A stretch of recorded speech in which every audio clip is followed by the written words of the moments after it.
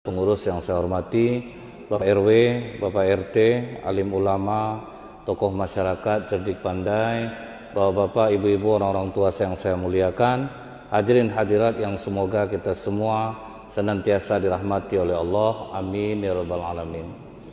Ada beberapa peristiwa yang disaksikan Rasulullah sebelum Rasulullah itu dimi'rajkan ke langit, atau yang ketika dia Isra, ada yang dilihatkan oleh Allah kepada Rasulullah. Artinya apa, Bu?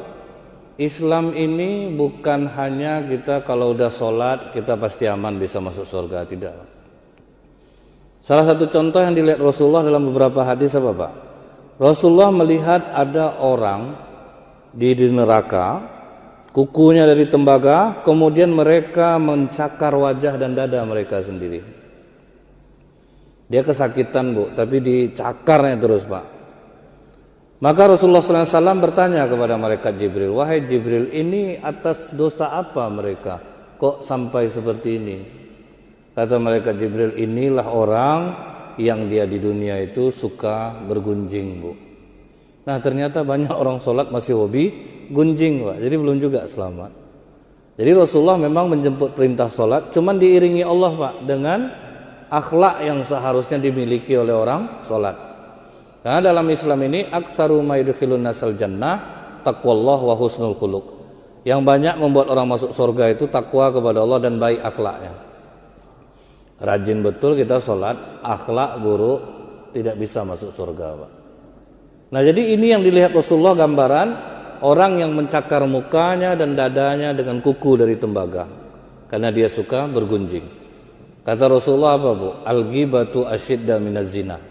Bergunjing itu dosanya lebih besar daripada zina, Pak. Bertanya sahabat, kenapa begitu ya Rasulullah? Kalau orang berzina, dia bisa minta ampun langsung kepada Allah.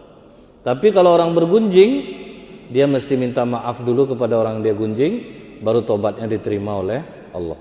Bu, itulah orang bergunjing nih, Pak. Yang tak urusan dia dikemasi dia. Karena apa, Pak? Orang yang suka bergunjing berarti dia menganggap orang kotor dia bersih. Itu orang sombong tuh, Pak. Jadi dia menganggap orang lain kotor dia bersih. Dia aja yang hebat didik anak. Tengoklah dia yang didik anak itu tidak pandai makan anak macam itu. Seolah-olah dia yang paling pandai. Suami dia itu tidak tanggung jawab. Macam suami dia yang tanggung jawab. Dia sibuk mencari keburukan orang. Ini menyebar, Pak, di masyarakat Islam. Dia ngaku sholat, tetapi masih hobi dia seperti ini. Bergunjing nih paling hobi. Saya salut tuh, Bu, ya. Di Arab Saudi itu, Pak, setiap kali ada yang menceritakan orang, yang lain langsung ingatkan. Itu hebatnya, Pak. Kalau kita kan, dia kayak mana ceritanya? Duduk pakai kopi lah, enggak nih, enggak ceritanya nih. Akhirnya pakai kopi, Pak. Duduk tuh bergunjing. Cobalah, Bu, ya, pas pengawal pribadi Raja Salman meninggal, siapapun yang diwawancara, bagaimana pengawal Raja Salman itu? Alhamdulillah, orangnya berakhlak mulia. Semoga Allah mengampuni dosa-dosa. Tidak ada satupun yang menjelekkan, Pak. Kalau kita, ini janganlah sampai ke orang ya. Dia sebetulnya kan gini, berkelahi sama kawannya, masalah duit tuh. Kalau kita seperti itu duduknya, Pak. Mereka enggak, orang ini baik aja, pokok orang ini baik aja. Kalau duduk dengan orang menceritakan kebaikan orang ini, Pak, pasti aman kita. Karena hukumnya bagaimana, Bu? Siapapun yang menyampaikan berita tentang keburukan orang lain kepada kalian, kata para ulama, di belakang kalian dia akan mudah juga menceritakan keburukan kalian. Itu udah ilmu pasti, Pak. Siapapun, Pak, misal di antara bapak nih suka betul menyampaikan, Pak, bapak tuh ngomong gini, katanya, pokoknya jelek lah, Pak, ya. Di belakang bapak dia juga akan melakukan hal yang sama. Semudah itu juga dia menceritakan bapak. Jangan mudah kita menjelekkan orang. Apa kata Allah, Bu? Ya ayyuhalladzina amanu jtanibu katsiran minaz-dzan. Jauhilah berprasangka. Karena sebagian prasangka itu dosa. Ayuhibbu ayakulal lahma akhihi maitan fakarihtumuh. Maukah kamu memakan daging bangkai saudara kalian yang sudah mati? Pasti kalian merasa jijik. Nah, ini dulu, Pak, Jadi kalau orang tahu ilmu tentang ini Pak, sholatnya pasti enak, dijamin Pak. Bapak mau jamaah tiap waktu, ibu rajin jamaah tiap waktu, mulut ndak ibu jaga, demi Allah tidak akan pernah dapat ketenangan dalam sholat Pak. Tidak akan pernah dapat, karena dosa besar yang sudah dilakukan. Nah ini yang akan kita kembangkan Bu, apa-apa yang dilihat Rasulullah ini Pak. Berburuk sangka, kadang kita lihat Pak tampang orang sangar, orang maling nih, ini begal nih, belum tentu Pak. Ada suami istri boncengan Bu, diikut orang pakai motor besar Pak dari belakang, diklakson-klakson sama orang nih Pak. Ten. Istrinya bilang, cepat bang, lari bang. Tambah kencang lah suami Pak. Padahal tambah kencang pula orang tuh ngejarnya Pak. Masuk ke tempat keramaian bang, masuk ke tempat keramaian. Begitu masuk pula orang yang pakai motor besar nih Pak, rambut panjang. Turun suaminya, ngapa kau ikut-ikut kami ya? Dompet istri bapak jatuh Pak, dari tadi saya ngejar bapak lagi, bapak ngebut terus. Tuh Pak, buruk sangka. Di masyarakat ini sangat sering terjadi, kita mudah berburuk sangka.